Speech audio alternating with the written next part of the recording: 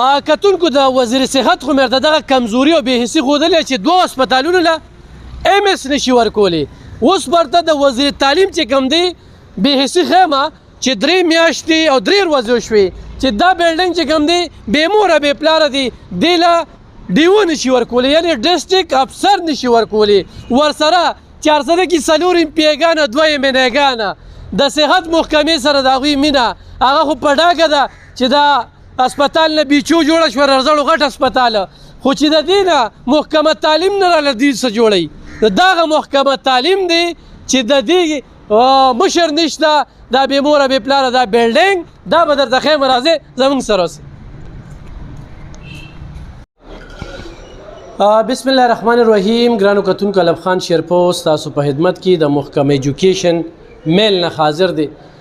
کتونکو د 2 میاشتو نه زیاته دورانیه وشوله چې د دې ځای منتخب امپیګانو امینګانو ته دا پته ونه لګېدله چې دلته د محکمه ایجوکیشن ډیو نشته، یعنې ډسټرک افسر د کوم کور چې مشر نه وي نو آیا هغه کور به وچلیږي؟ د میټرک امتحانونه په دې کې وشو. دلته کې زما ذرایع دا وایي چې د 50 نه زیات پایلونه چې کوم دی هغه دې وخت کې دستخطۍ ته پراته دي. دا دستخطۍ خو به هم د چا وي، دا هم ډېره زیاته ضروري ده.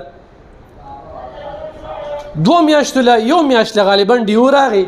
دا اوس خو تاسو وینئ نو د دې نه دا بورډ چې کوم دی نو دا مابل ورځ کوز شوی دی. 1 کال نه چې جهانګیر خان دې ځای نه ټرانسفر شوی دی نو په دې باندې جهانګیر خان بورډ لګېدلی، یعنې هغه بل افسر چې دې دورانیه کې راغلی دی نو هغه هم ناستې ته نه دی پرېښی. یې 10 ورځې تېرې کړي دي، یې 15 ورځې تېرې کړي، یې 15 ورځې تېرې کړي دي.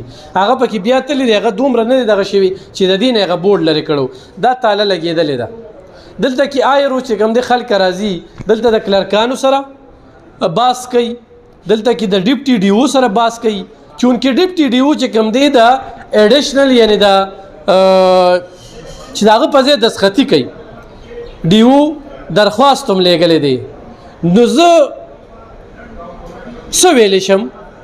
خو دا ګڼم چې دا صوبایي حکومت د تعلیم سره مخلصه نه دی چې زموږ دا خلکه تعلیم یافته شي، سرکاري سکولونه ترقي وکړي، د سرکاري سکولونو ټیلنټ چې کوم دی هغه مخې ته راشي، والدین چې کوم دی خپل بچي سرکاري سکولونو ته رولیږي.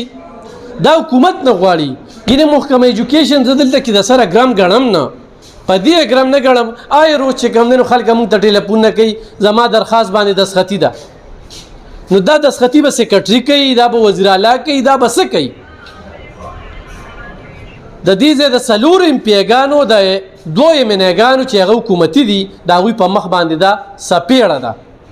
نن ورځ چې زم راغلی ما نو دلته کې دا محکمه ایجوکیشن کې ټوله محکمه ناسته ده، خو یو مشر نشته.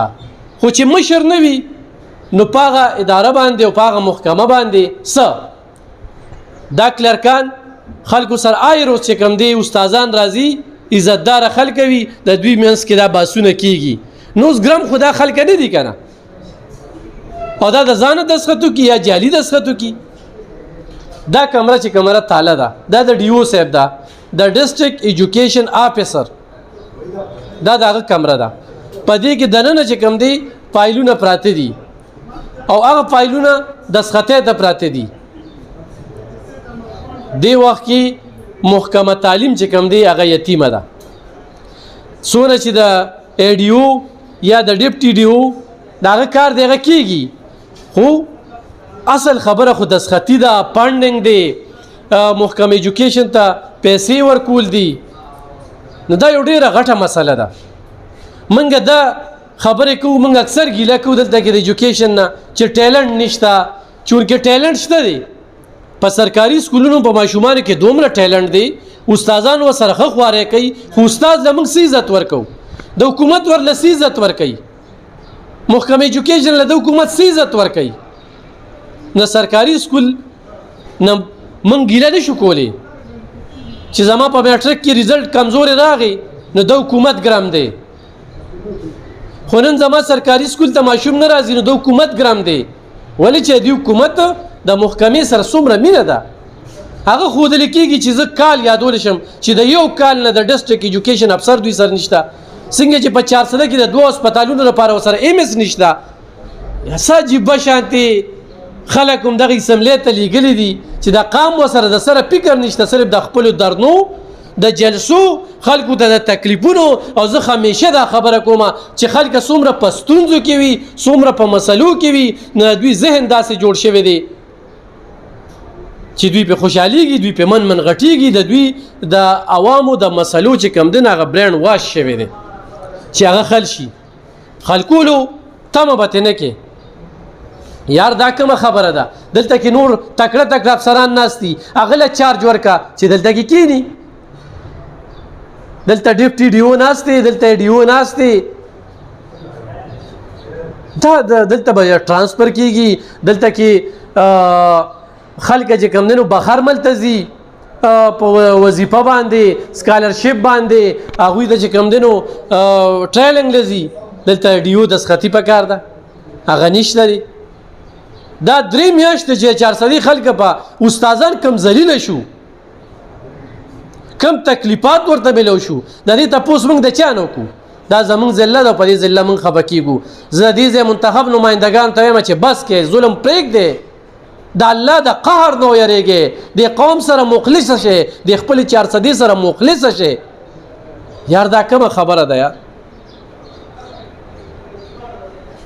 د دې مطلب خدا دی چې مونږ د دې صوبې نو د دې ضلع نه قابل کس نه دی ورکړي، په تعلیم کې مونږ ترقی نه دی ورکړي.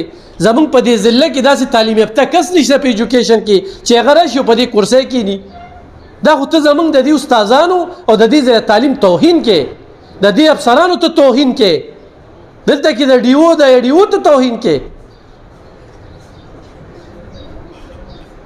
چې څنګه صحت محکمه تباه شو، دغه شانتي ایجوکیشن محکمه د تباکول یو سازش روان دی.